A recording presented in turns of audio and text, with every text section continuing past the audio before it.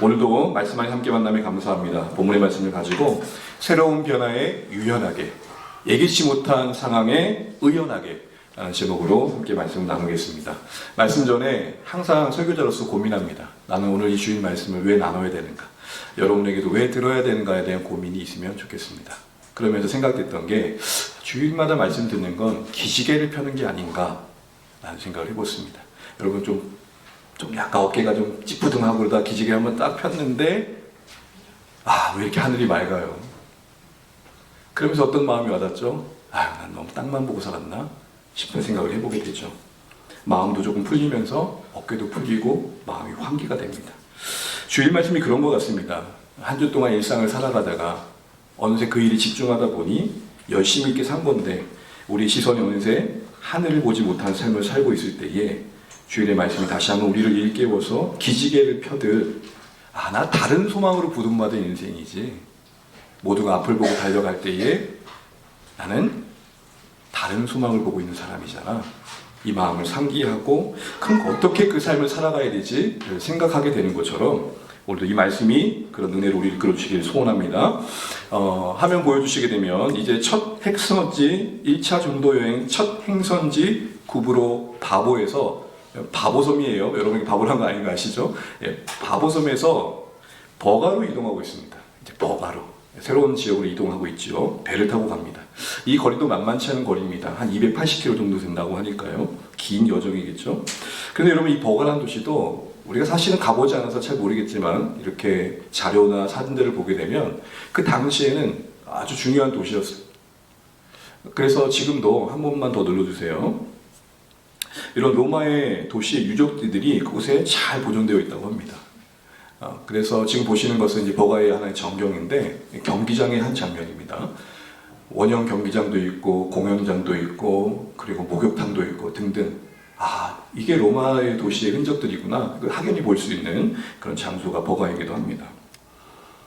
오늘 선교팀은 곧장 버가로 간 겁니다. 그런데 여러분, 오늘 버가로 가는 여정에 성경의 누가의 기록을 보게 되면 그 선교팀 안에 작은 변화가 있는 걸 보게 됩니다. 13절 보시면 여러분 딱 눈에 들어오시나요? 어떤 변화가 있죠?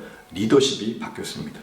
여러분, 보통 누가가 성경을 기록할 때 이름 순서가 그 팀에 서열인 경우가 많습니다.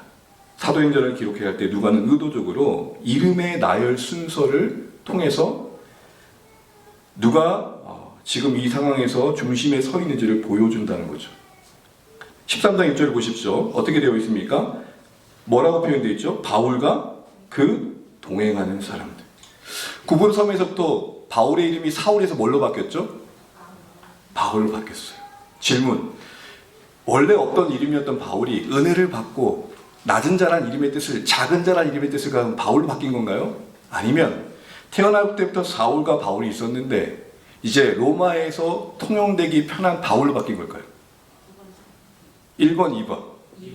겁나 똑똑하십니다. 여기서 우리 뭘 봤습니까? 그 선교 상황에 자기를 녹아내어드리는, 그 상황에 적합하게 자신을 바꿀 줄 아는 종된 모습을 봤었죠. 그게 지난주 메시지였습니다. 그런데 오늘도 1절을 보게 되면, 13절을 보시게 되면 그 바울 중심으로 팀이 개편된 게 나옵니다. 뭐라고 나오죠? 바울과 동행하는 사람들.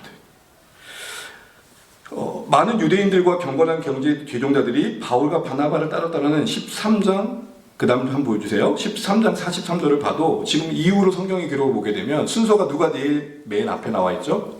바울이 먼저 나와 있어요. 바울과 바나바, 이렇게 순서가 먼저 나와 있습니다. 그런데요, 이런 내용들을 보게 되면 지금 13장은 이방 선교가 이제 본격적으로 펼쳐져가는 그 상황 속에 리더십이 누구 중심으로 개편된 것들이 보여지는 거죠? 바울 중심으로 개편된 거. 그러니까 새로운 전환점이고 선교팀의 입장에서 보면 아주 큰 변화예요. 주목할 건 이거예요. 이런 리더십이 바뀌는 변화는 선교팀 내에 사사로운 일이 아니었을 겁니다. 그런데 그게 갈등이 되거나 분열이 되거나 혼돈이 되는 게 아니라 안정적인 새로운 전환이 되었고 그 뒤에 사역에 있어서 힘있게 진행되는데 유용했다는 것입니다. 이게 정말 눈에 들어오는 이유는 오늘날 보통 저희 지금 제 나이대의 목회자들이 새롭게 이제 담임의 자리를 찾게 되고 리더십이 교체되는 시기거든요. 그러니까 담임의 자리에 있던 목사님들이 이제 은퇴를 하게 되고 이제 새로운 담임들을 이렇게 청빙하는 과정입니다. 그럼 이런 교체 시기에 되면 교회는 긴장할 수밖에 없고 어떻게 보면 되게 중요한 시기잖아요. 근데 그때 들려오는 소식들을 보게 되면 잘 계승되고 교체가 되는 경우도 있지만 사실은 원로 목사님이라는 분과 은퇴한 분과 또 기존에 새로 오신 목사님과의 어떤 미묘한 갈등 때문에 어려움을 겪는 소식도 듣게 돼요. 그렇게 보면 오늘 이렇게 새로운 전환점을 아름답게 이어가고 있는, 안정적으로 이뤄가고 있는 오늘 이 선교팀의 모습은 참 눈에 들어오는 거죠. 무엇 때문일까? 자, 이런 질문을 가지고 오늘 두 가지를 우리가 보려고 합니다. 몇 가지를 본다고요? 두 가지를 보요. 먼저 첫 번째 볼 건 뭐냐면 바나바가 이 상황 속에서 어떻게 행동했냐는 거예요. 누가요? 바나바. 바나바는 여러분 이름이 나오지 않는데 여러분 어디 있을까요? 지금 바나바는. 바나바와 동행하는 사람들이 할 때 바나바는 지금 어디 있을까요? 동행하는 사람들이 있겠죠. 자신의 이름이 언급되지도 않고 있고 동행하는 사람들 안에 들어가 있어요. 지금까지는 바나바가 모든 상황을 주도해가는 리더십의 자리에 있었지만 물러났어요. 그런데 여전히 동행하는 사람들이랑 그룹 안에 들어가서 선교의 자리는 떠나지 않은 거예요. 다시요. 리더의 자리에서 물러났지만 어디서 떠나지 않았다고요? 선교의 자리는 떠나지 않았어요. 이건 마치 현대식으로 비유하자면 팀이 있는데, 회사 내에 팀이 있는데 팀장이 팀원으로 가시는 거예요. 이게 현실적으로 가능할까요? 더 구체적으로 얘기를 해보자면 주안의 교회에 이제 어느 정도 시간이 흐르고 교회가 세워져 가는 과정 속에 제가 은퇴할 때가 됐어요. 근데 제가 여기 평신도로 들어가요. 갑자기 여러분 용납하지 않으실 것 같은데 만약에 그런 일이 생각했다고 생각해보세요. 여러분 어떻게 받아들이겠어요? 쉽지 않은 일이겠죠. 바나바의 이런 행동들은 그러기에 그의 성숙을 보여줍니다. 하나님의 뜻 안에서 앞에 서야 될 때와 물러서서 함께 갖고 갈 때를 잘 분별하고 그 상황을 유연하게 받아들이고 있는 바나바의 모습을 보게 되는 거죠. 이런 모습을 보면서 그러나 간과하지 말아야 될 것은 뭐냐면 바나바가 먼저 이렇게 물러나는 상황들이 그가 이제는 쓸모없었기 때문에 부족하기 때문에 모자라기 때문에 그렇게 지금 물러난 게 아니라는 것입니다. 다시 말해서 바나바 입장에서는 그게 자리의 상실이 아니라 역할이 바뀐 거예요. 바나바는 여전히 하나님 앞에서 귀합니다. 바나바는 여전히 하나님 앞에서 존귀한 하나님의 사람이고요. 지금도 그는 복음 위에 애쓰는 자리에 서 있습니다. 성경에 이름만 안 나왔을 뿐이지 그는 현재 바울과 동행하는 사람들이라는 그 그룹 안에서 같이 수고하고 있어요. 사실 이제까지 바나바가 없었으면 바울도 있었을까요? 없었을까요? 바나바 없이 바울을 설명할 수 없어요. 사울이라는 이름을 가졌을 때 회심하고 난 다음에 모두가 사울의 회심의 진정성을 의심했어요. 네가 예수를 믿는다고? 그럴 때 사람들이 두려워했어요. 정말 예수 믿는 거 맞아? 가장해가지고 우리 잡아들이려고 하는 거 아니야? 두려워했던 거예요. 그때 누가 예루살렘 교회와 사울을 연결시켜줬죠? 바나바. 또한 다소에서 바나바가 안디옥 교회로 예루살렘 교회에 보냄을 받아서 담임 목회자를 하고 있을 때 교회가 안정적으로 건강하게 커갔어요. 그래서 새로운 교사가 필요할 때 바나바 입장에서는 누구를 초빙했죠? 다소에 머물고 있었던 오랜 시간 숨겨진 곳에서 준비되어 있었던 사울을 초빙해 오죠. 이처럼 바울의 인생에서 사울이 바울 되어가는 과정 속에서 그가 이방 선교의 주역으로 쓰임받는 과정 속에서 가장 가까이에서 하나님의 손길로 쓰임받은 사람이 누구라고요? 바나바예요. 그리고 이제는 하나님의 뜻 안에서 이제 이방 선교의 중심에 서야 될 바울이 그 자리에 서게 되었을 때 그 자신은 그 자리를 내려놓고 다른 주어진 역할을 받아들이고 있는 모습을 보는 것이죠. 여러분 이런 상황이면 여러분 흔들릴 것 같아요? 안 흔들릴 것 같으세요? 오랫동안 책임지며 했던 일들을 내려놓는다는 거 쉬울까요? 어려울까요? 쉽지 않아요. 마치 내일처럼 갖고 왔던 일들을 내려놓는다는 게 만만치 않아요. 그게 마치 나를 부정당하는 듯한 느낌 아닙니까? 나를 지우는 것 같은 느낌 아니에요. 그 다음 그림을 보여주시죠. 여러분 혹시 이 그림 저 어렸을 때 갖고 왔던 오뚜기 딱 이 모양이거든요. 요즘 애들 이거 알까요? 딱 이 색깔이었어요. 오뚜기의 특징이 뭐예요? 기분 나쁠 정도로 일어나죠. 얘는 넘어지지만 기분 나쁠 정도로 다시 일어나요. 이유는 뭐죠? 예, 무게중심이 어디 있어요? 딱 중심이 아래쪽에 있어서 넘어져나 일어날 수밖에 없어요. 흔들리지만 뭐예요? 일어나요. 저는 여기서 메시지를 나누기 위해 이 그림을 가져왔는데요. 오뚜기가 넘어질 때마다 다시 무게중심 아래에 갖고 있었기 때문에 오뚝오뚝 일어나듯이. 그래서 여러분 오뚜기인 거 아시죠? 네. 모르셨어요? 오뚝오뚝 일어나는 데서 오뚜기예요. 이처럼, 맞아요. 쳐다보세요. 근데 바나바 입장에서는 분명히 흔들릴만한 상황인데 그를 꽉 잡아주고 있는 어떤 무게중심 분명히 있었을 거라는 것이죠. 그게 뭘까요? 바나바의 무게중심은 사도행전 내내 바나바의 모습을 보게 되면 다른 무엇도 아니라 내가 하나님 자녀라는 정체성이 있었어요. 무게중심을 하나님 자녀됨에 두었다는 건 뭐죠? 어떤 자리에 있든 어떤 역할에 있든 그것은 그때그때 주어진 기회이지 그게 자신은 아니라는 거예요. 신앙생활하면서 제일 힘들어질 때가 언제냐면 내게 주어진 역할이 내 존재가 될 때예요. 우리나라처럼 명예가 많은 데가 없어요. 이제 회장도 아닌데 명예회장이라고 그러고 명예총무라고 그러고 어떤 의미인지 알 것 같아요. 존중해주고 기억하는 거죠. 근데 그 안에는 어떤 마음의 욕구가 있죠? 뭔가 그걸 계속 지키고 싶은 거, 그렇게 불려주고 싶은 거예요. 여러분, 제가 은퇴하고 나면 저는 목사로 불리고 싶지 않아요. 어느 교회 가서 집사가 되거나 어떤 직분이 요즘 직분을 감당하는 게 낫지. 한 번 목사면 해병대도 아니고 어떻게 해요? 영원한 목사예요.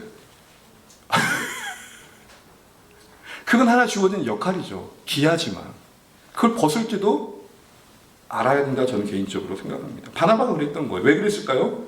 그는 그 역할이지 그 존재는 아니었던 거예요. 어떤 중대한 역할을 하든지 그게 자기를 증명하는 도구가 되지 않았던 거죠. 그러니까 리더십이 바뀌는 상황에서 크게 흔들리지 않았던 거예요. 이거는 예수님의 제자들에게 가르침과도 일치해요. 말씀 보여주세요. 누가복음 10장 20절입니다. 같이 한번 읽어보죠. 시작. 그러나 귀신들이 너희에게 항복하는 것으로 기뻐하지 말고 너희 이름이 하늘에 기록된 것으로 기뻐하라 하시니라. 아멘. 두 가지가 대비됩니다. 너희 앞에 귀신을 쫓는 그 성과로 기뻐하지 말고 너희 존재가 하늘에 속해 있다는 것 자체로 더 기뻐해라. 어떤 결과로서 성과로서 너를 말하려고 하지 말고 너의 존재 가치를 기억해라. 이렇게 말씀하시는 거죠. 근데 바나바가 딱 그랬던 거예요. 만약 바나바가 어떤 역할과 그로 주어지는 부대적인 효과로 자기를 말하고자 했다면 안디옥 교회가 부흥할 때 다소에 있는 바울을 불러내지 않았을 거예요. 왜요? 바나바는 알아요. 바울이 얼마나 실력 있는 자인지. 교회를 생각하기 때문에. 하나님 나라를 생각하면 바울이 이곳에 있는 게 맞기 때문에 데려올 수 있었던 거죠. 만약에 그가 안디옥 교회 대표의 자리를 고집하고 거기서 얻는 명성과 사람들의 어떤 시선의 만족함 속에 자신을 두었다면 시옷 선택은 아니었던 거예요. 달리 말해 그의 중심이 어디에 있었던 거예요? 하나님 자녀됨에 있었어요. 하늘의 속함에 있었어요. 그 복된 신분 자체에 더 큰 중심을 두고 살아갔던 거죠. 근데 여러분 그거 아세요? 우리 중심이 하나님 자녀됨에 있다는 사실들은 뭘로 나타나느냐? 삶의 여백으로 나타나요. 삶의 여백으로 나타나요. 심리학적으로 그런 말이 있더라고요. 결핍이 있는 사람은 자꾸 자기를 채우려고 그래요. 그렇듯한 사람 보이려고 포장하려고 그런다는 거예요. 여백이 있고 여지가 있다는 건 뭐예요? 나는 그 무엇으로 말하고 싶지 않다는 거예요. 난 나의 존재로서 가치 있다는 걸 인정하는 거죠. 그 여백은 뭘까요? 하나님과 관계에서 그 여백은 뭐죠? 하나님, 제가 하나님께서 쓰실 때 어떻게 쓰임받을지는 저는 상관없습니다. 라는 마음의 자세인 겁니다. 하나님 나라 전체를 보면서 하나님 뜻 가운데 제가 있어야 할 자리 그곳에 저를 두십시오. 이건 마치 하나님께 뭘 드리는 거죠? 자유를 드리는 거예요. 사랑하는 주안의 가족 여러분, 우리가 인격적인 관계 속에서도 누군가 나에게 말로 행동으로 속박하는 것이 좋아요, 싫어요? 싫잖아요. 그래서 우리는 연애하다가 막 그런 말 하잖아요. 너는 왜 자꾸 나를 구속하니? 제재하니? 갑자기 이렇게 심각한 건 아닌데 뭐 어떤 마음인지 아시겠죠?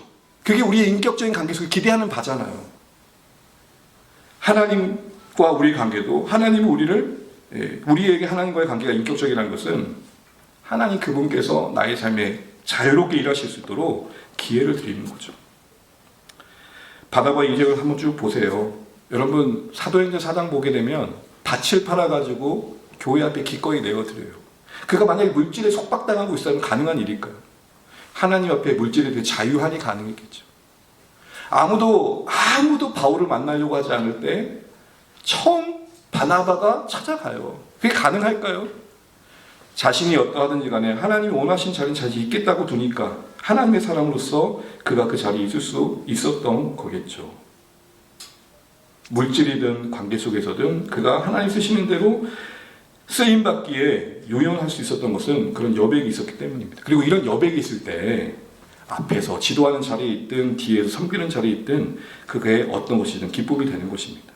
이런 여유가 있었기 때문에, 이런 여백이 있었기 때문에 바나바도 자신의 리더십 자리에서의 내려옴을 상실이 아니라 거듭 말합니다. 다른 역할의 부르심으로 수용했다는 거예요. 정리하죠. 지금 바나바는 리더의 자리에 내려온 순간이에요. 이게 그 자신에게 혼돈을 주고 그걸 기회 삼아 그게 계기가 돼서 공동체 선교팀이 흔들리지 않았단 말이에요. 야, 이게 참 교회 안에 가끔 보다 보면 또 이런저런 소식을 듣다 보면 내 이야기를 하려고 사람들을 다 편을 만들어 가지고 결국에는 그게 나뉘는 쪽으로 갈 때가 참 많아요. 뭐 바나바는 그렇게 하지 않았다는 거예요. 왜요? 그게 그렇게 그 문제가 그게 중요하지 않았거든요. 중심이 있었기 때문에 선교팀 대표의 자리에 내려오는 그 상황 속에서도 자신은 하나님에 속한 사람이라는 근본적인 사실에 중심을 두고 내려올 수 있었던 것입니다. 그것은 하나님이 나를 어떻게 쓰시든 나는 상관없겠다라는 자유함이 있었던 것입니다. 한마디로 말하면 바나바에게 중요했던 것은 누구 앞에 서느냐가 아니라 누구를 바라보느냐. 내가 누구 앞에 서 있냐가 아니라 누구를 바라보느냐. 사랑하는 주 안에 계신 여러분, 두 가지 질문을 드릴게요. 나는 중심이 어디에 있는 사람인가? 그리고 나는 여백이 있는가? 혹시 하나님을 위한다는 삶의 헌신이 내가 원하는 방식과 스타일을 고집하면서 이렇게만 해주십시오라고 말하고 있다면 한번 생각을 해봐야 돼요. 여러분, 하나님께 드릴 수 있는 최고의 선물은 뭘까요? 하나님을 위해서 뭘 하는 게 아니라 내가 하나님 것 되는 것 그 자체예요. 하나님을 위해서 이런저런 일을 했습니다도 귀합니다. 그런데 하나님과 관계에서 가만히 보게 되면 하나님 편에 보실 때 하나님께 가장 기쁨이 되는 선물은 뭐예요? 하나님, 저 하나님 거예요. 하나님 원하시는 대로, 뜻하시는 대로, 바라시는 대로 사용해 주세요. 그런 측면에서 우리는 어떻게 답할 수 있겠습니까? 바라기는 하나님의 자녀됨이, 우리의 이름이 하늘에 속함이, 그 거룩한 백성됨이, 그 존재의 본질이 여러분의 중심에 가득 채우시기를 간절히 바랍니다. 누가 나를 알아주든 못 알아주든 내가 무엇을 해냈든 안 했든 그것은 사이드고 중요한 건 뭐냐? 내가 하나님 자녀다. 이걸로 충분히 나를 말할 수 있고 감사할 수 있는 우리가 되어야 될 것입니다. 그것은 무엇으로 증명될까요? 하나님 앞에서 내가 어떻게 쓰임 받냐에 따라 개의치 않고 하나님께서 마음껏 나를 쓰실 수 있도록 나를 드리는 것으로 나타나는 것이죠. 사실 우리 모두가 바울이 될 수도 없어요. 여기서 바울이 말하는 것은 대단한 역할을 맡은 자를 말합니다. 아니, 될 필요도 없어요. 각자의 역할이 있는 거죠. 그 각자의 역할을 바로 인식하고 순종하는 삶만 있는 겁니다. 분명한 사실 하나는 거듭 말하지만 바나바 없는 바울은 없어요. 아무리 바울이 위대한 존재였다 하더라도 그를 섬겼던 손길이 없었으면 존재가 안 됐단 말입니다. 이 말인즉슨 우리 모든 서로의 역할을 통해 큰 하나님 나라를 세워가고 있을 뿐이에요. 분량으로 서로의 가치를 따질 수 없는 겁니다. 다시 말해 바울이냐 바나바가 우열의 개념이 아니라고요. 신자로 존재함 자체가 가장 큰 은혜 되시기를 축복합니다. 신자로 존재함 자체가 그 자체가 본질의 역할이시길 바랍니다. 거듭 주 안의 교회는 말하잖아요. 존재가 역할이지 역할이 존재는 아니라고.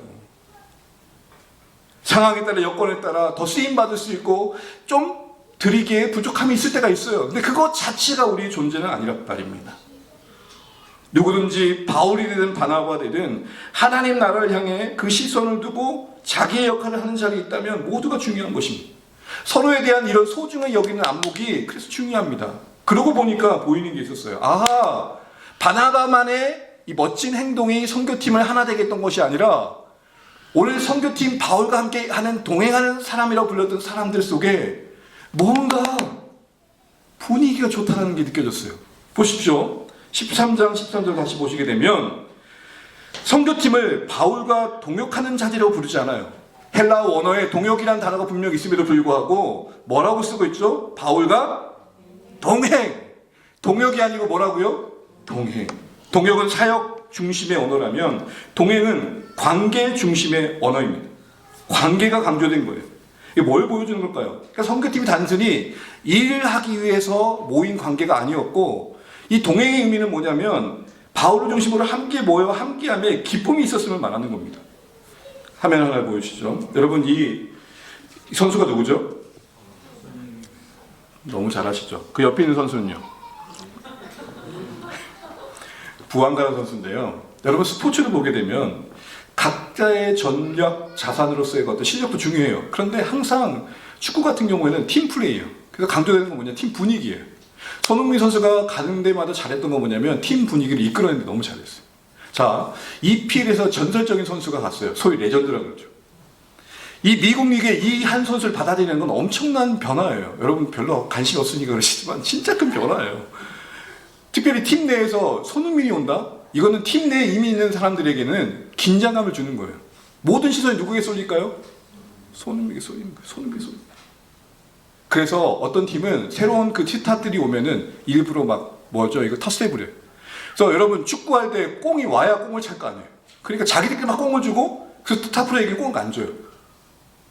근데 어떤 일이 있었냐? 손흥민이 데뷔하는 날. 그럼 제가 갑자기 손흥민에게 흥분한 이유가 뭔지 모르겠습니다. FC 그 선수로 처음 데뷔하는 그날 페널티킥이 주어져요. 여러분, 이 스타플레이 입장에서는 첫 경기 때 득점하는 게 얼마나 큰 영광이겠어요. 근데 누구에게 양보해요? 부안가에게 양보해요. 예, 괜찮습니다. 기침하셔야 됩니다. 그게 기침할 만한 큰일은 아닌데 부안가에 양보해요. 진짜 그 놀라운 일이에요. 그래서 그 뒤로부터 손흥민을 경계한 게 아니라 이 LAFC 선수들이 손흥민을 좋아하기 시작했어요. 그들의 실력으로는 이룰 수 없는 성적을 내고 있어요. 보십시오, 여러분. 그 좋은 분위기, 동행하는 분위기. 만약 서로가 서로의 스코어만을 따지고 서로의 어떻게 보면은 이력을 만들어 간다고 생각해 보십시오. 어떻게든 자기 골을 만들려고 그랬으면 고집부렸다고 생각해 보세요. 이런 분위기가 안 나오겠죠. 바로 그런 분위기가, 그런 관계의 기쁨이, 그런 긍정적인 분위기가 험난한 여정이었던 선교 여정 속에 그들 가운데 있었다는 표현이 뭐냐? 동행이에요. 가만히 생각해봐도 왜 하나님께서는 바울과 함께한 선교팀의 이름을 바울과 동행하는 사람이라고 했을까? 바울과 동역하는 사람이 아니라, 바울과 단지 일하는 사람이 아니라 왜 동행이라고 했을까? 선교지 소식을 듣다 보면 참 안타까운 소식 중에 하나가 뭐냐면, 많은 선교사님들이 공통적으로 말하는 것 중에 하나가 갈등이 참 힘들다는 거예요. 선교사님들에게 가장 힘든 존재가 누굴까 했을 때 현지인들보다 선교사님들끼리가 힘들 때가 많다는 거예요. 안타까운 인간의 영약함이겠죠. 그래서 이런 고백을 해요. 사역이 힘든 것보다 관계가 힘들다. 이 말을 바꿔보면 뭐죠? 아무리 힘들더라도 관계의 기쁨이 있으면 감당할 만하다. 여러분, 제가 다 본질 않았지만 어떤 그 데이터를 보니까 연봉이 아무리 높아도 이직하는 경우를 보게 되면 그 관계가 너무 힘들다라는 거예요. 목회 영역에서 선교사님들이 어떤 고통을 느꼈는지 조금 이해가 됩니다. 사랑하는 주안의 가족 여러분, 바나바의 무게중심과 여백, 그리고 공동체 전체의 관계의 기쁨이 오늘 이 새로운 변화를 수용할 수 있는 오늘 모습을 만들어내고 있다는 것입니다. 주안의 공동체는 어떠합니까? 어떤 변화도 유연하게 받아들일 수 있고 이해할 수 있고 받아들일 수 있는 그런 수용의 분위기, 좋은 분위기인가를 생각해 보면 좋겠습니다. 바울과 동행했던 사람들, 단순히 바울과 일했던 사람들이 아니라 바울과 동행했던 사람들, 모두가 다 하나님 나라를 기뻐하기 때문에 함께하는 게 좋았던 사람들, 우리는 어떤가요? 사실 이 동행 관계가 말이 좋지 우리의 현실 속에 만들어간다는 게 쉽지 않습니다. 시간이 필요하고 인내가 필요합니다. 서로를 향한 고마움을 말로 표현해야 되고 그것을 행동으로 옮겨가는 실천이 필요하고 서툰 시간들을 지나가야 되고 불편함을 감내해야 되고 같은 시간을 갖고 같은 방향을 가야 되고 무엇보다도 서로를 포기하지 않으려는 반복된 결단이 이루어지는 가운데 동행이 빚어져 가는 것이죠. 이런 관계를 만들기 위해 가장 필요한 게 뭘까요? 한번 따라해 주죠. 서로에 대한 고마움. 시작. 서로에 대한 고마움. 이 말은 저분이 나에게 뭔가를 해주셨기 때문에 고마운 게 아닙니다. 여러분, 바나바가 앞서 바울을 찾아갔다고 했잖아요. 회심할 때. 왜 찾아갔을까요? 그가 극악무도한 핍박자였지만 예수 안에 있다라는 그 믿음을 갖고 있는 소식이 너무 반가웠던 거죠. 그것이 극악무도했던 사람들로 여겨졌던 바울과의 첫 만남을 가능케 했던 동기였다고 저는 봅니다. 동행으로 이어지는 고마움은 그러기에 서로의 역할 또 기여하는 바를 넘어서 저 사람이 내가 사랑하는 주님을 믿고 있는 사람이구나 라는 사실에 또 시작되는 겁니다.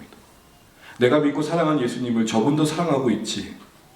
내가 믿고 사랑하는 그 주님을 함께 바라보고 저분도 복음을 기이 여기고 섬기고 있지. 이런 고백 속에서 만들어지는 것입니다. 이와 같이 주님 안에서 서로의 존재에 대한 고마움이 있는 공동체는 관계의 결이 달라집니다. 로마서 12장 10절 같이 한번 읽어보겠습니다. 로마서 12장 10절입니다. 로마서 12장 10절 함께 읽죠. 형제를 사랑하여 서로 우애하고 존경하기를 먼저 하며. 존경의 기준이 어디 있어요? 형제됨에 있어요. 그리스도 안에서 한 형제됨. 저분도 예수님 믿는다는 사실, 그게 형제됨이 존경의 기준이 되고 있습니다. 그게 먼저 존경되어야 된다 말하고 있습니다. 달리 말해 형제됨이 보일 때 관계의 온도가 달라져요. 형제됨이 보일 때 그분을 향한 이런 마음이 들어요. 저분도 예수님 때문에 애쓰고 계시구나. 저분도 예수님 때문에 수고하고 계시는구나. 이처럼 존재가 보일 때 존대하게 됩니다. 존재가 보이기 시작하면 말투가 바뀌고 말투가 바뀌면 관계의 결이 달라집니다. 그러기에 주안의 교회가 함께 하나님 나라의 변화를 감당해가며 새로운 역사를 써가기 위해서 필요한 게 뭘까? 라고 할 때 저는 존재에 기반한 관계의 기쁨이라고 생각합니다. 이런 기대감을 가지고 우리 기도의 제목들을 함께 읽고 말씀을 마무리하겠습니다. 우리 밑에 함께 읽도록 하죠. 시작. 주님, 우리 교회 안에 서로의 존재, 곧 신자됨에 대한 고마움이 회복되게 하소서. 같은 예수님을 사랑하고 같은 주님을 섬기고 있다는 한 믿음 안에 있는 이유 하나로 서로를 더 귀하게 여기게 하소서. 아멘. 우리는 만나면 이런 질문이 들어요. 너 누구냐? 너 누구냐? 근데 신앙을 갖는다는 건 이런 질문을 하나 더 하는 거예요. 당신은 누구를 바라보는 사람입니까? 당신은 누구를 바라보는 사람입니까? 사랑하는 주안의 가족 여러분, 우리가 서로 바라볼 때 참 다르고 여러 면에서 우리가 함께 감당해야 할 여러 모습들이 있지만 가장 먼저 형제됨이 보이시길 바랍니다. 가장 먼저 그 존재가 보이시길 바랍니다. 존재가 보이면 존대합니다. 따라해 주시죠. 시작. 존재가 보이면 존대합니다. 기억하시면서 오늘 바울과 동행하는 사람들 표현된 이 선교팀 안의 새로운 변화를 바나바의 성숙으로, 그 중심과 여백으로, 그리고 공동체에 동행하는 그 긍정적인 분위기 속에서 받아들이고 있고, 그래서 그 변화가 하나님 나라에 기여하는 바로 쓰여지고 있는 걸 보면서 우리 공동체가 나아갈 방향을 고민하시고 나에게 필요한 것들이 무엇인지를 깨닫고 기도하며 나아가실 수 있는 오늘의 말씀 되시기를 주님을 축복합니다.